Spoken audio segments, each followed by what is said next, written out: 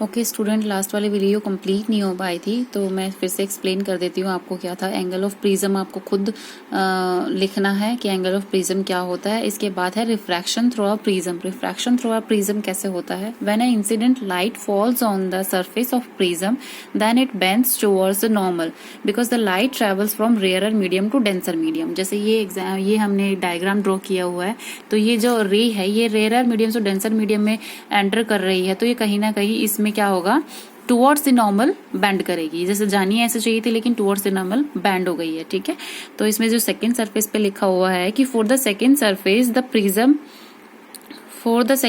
Of the prism light travels from denser medium to rarer medium, so it bends away from the normal. ये मैंने ray लिखा हुआ था, यहाँ पर आएगा away from the normal. The outcoming ray is called emergent ray. जो last में जो रे निकल रही होगी उसको बोलेंगे हम emergent ray. And the angle between the emergent ray and normal to the second surface is called emergent angle. जो ये वाली रे है, ये जो लास्ट में जो रे निकल रही है इसको बोलते हैं हम इमर्जेंट रे।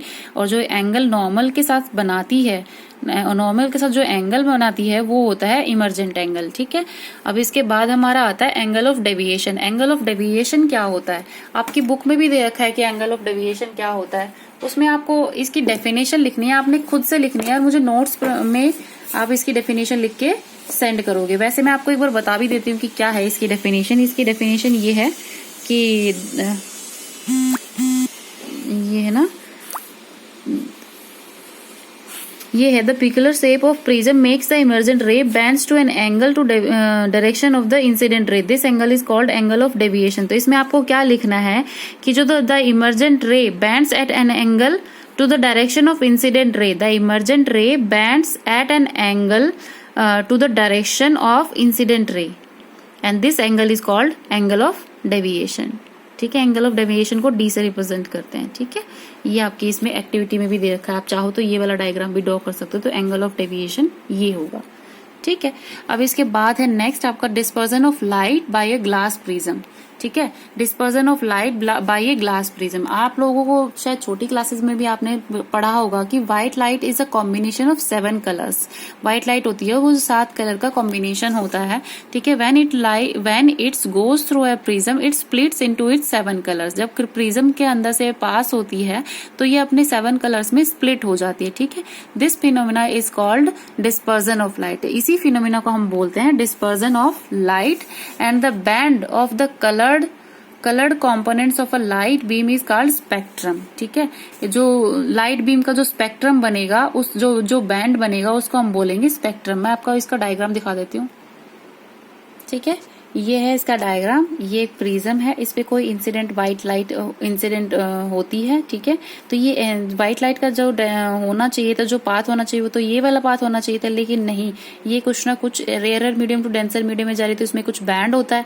ठीक है, टुवर्ड्स द नॉर्मल, क्योंकि नॉर्मल इस तरीके से फॉर्म होगा, नॉर्मल इस तरीके से फॉर्म होगा तो टुवर्ड्स से नॉर्मल बैंड करेगी। ठीक है, और इस तरीके से बैंड होके ये 7 कलर्स में डिस्ट्रीब्यूट हो जाती है। ठीक है, अब 7 कलर्स में डिस्ट्रीब्यूट होने का डिपेंड करता है कि कौन सा कलर कितना ज्यादा मतलब डेविएट होता है। ठीक है, ये हायर क्लासेस का टॉपिक है कि वेवलेंथ होती है, जिसकी वेवलेंथ कम होगी उसका ही डेविएशन सबसे ज्यादा होगा। ठीक है, तो ऐसे होता है, ये इसका डेविएशन होता है रेड से वॉयलेट कलर तक का जो स्पेक्ट्रम होता है, इन्हीं कलर के कॉम्बिनेशन को हम बोलते हैं स्पेक्ट्रम।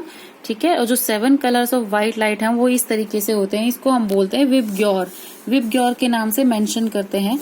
ठीक है, तो इसमें हम इसके कलर लिख सकते हैं, कौन कौन से कलर हैं इसमें। वॉयलेट हो गया, ठीक है, सेकेंड हो गया इंडिगो,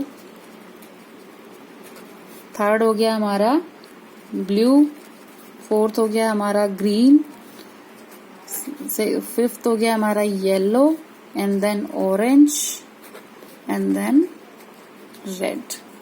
ठीक है, ये हमारे सारे 7 कलर्स होते हैं। तो इस तरीके से हमारे जो है प्रिज्म के अगर अंदर से कोई इंसिडेंट व्हाइट लाइट पास होती है तो वो 7 कलर्स में डिस्ट्रीब्यूट होती है, ठीक है। इसमें जो डिफरेंट कलर्स हैं वो डिफरेंट एंगल से डेविएट हो रहे हैं, तो ये किस पे डिपेंड करेगा?